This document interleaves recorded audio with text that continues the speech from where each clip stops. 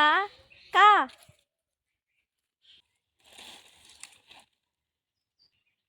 என்ன இங்கே வாங்க. எங்கே போயிருந்தீங்க 2 நாளா? நான் இப்போ தான் வீட்டுக்கு போனேன். உங்கள் உள்ள நீங்கள் தோப்புக்குள்ளே விறகு எடுத்துட்டு இருக்கிறேன்னு சொன்னாங்க. அதான் சரின்னு இங்கே ஓடியாந்தேன் நான். இங்கே வாங்க. இதா வர்றேன்.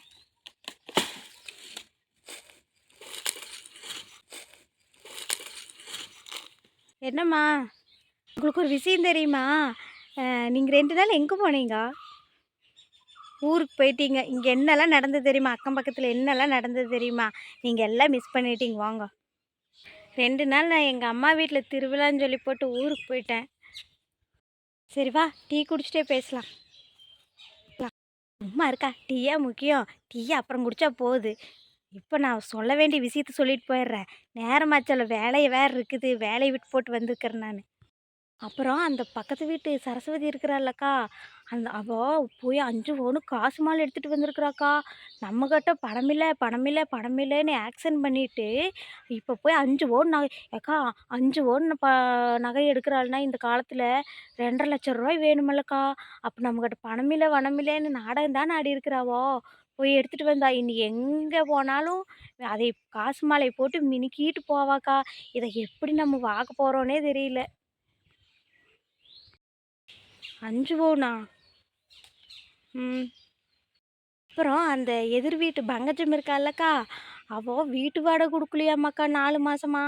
அந்த பொம்பளை வந்து வீட்டு ஓனரம்மா வந்து ரோட்டில் நின்று ஒரே கத்தால் கத்தி அக்கம் பக்கமெல்லாம் கூட்டிட்டாங்க.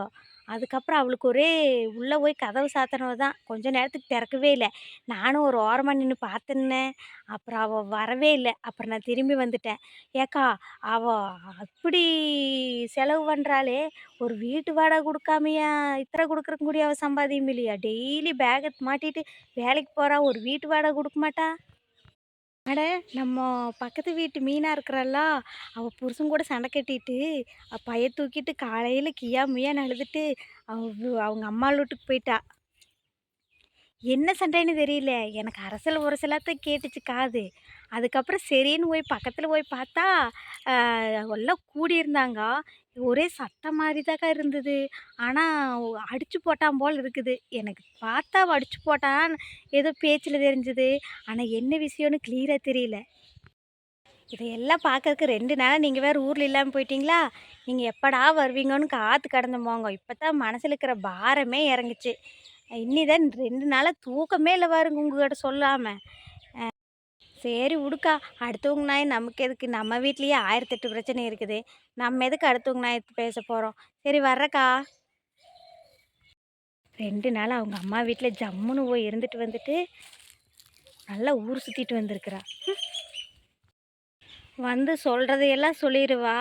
சொல்லி போட்டு கடைசியாக நம்மளுக்கு எதுக்கு அடுத்தவங்க குடும்ப நாயோன்னு கடைசியாக சொல்லி முடிச்சுட்டு போவாள். என்னமோ நம்ம குடும்ப நாயத்தை பேசுகிற மாதிரி. கடைசியாக அவன் நல்ல வைக்குவா.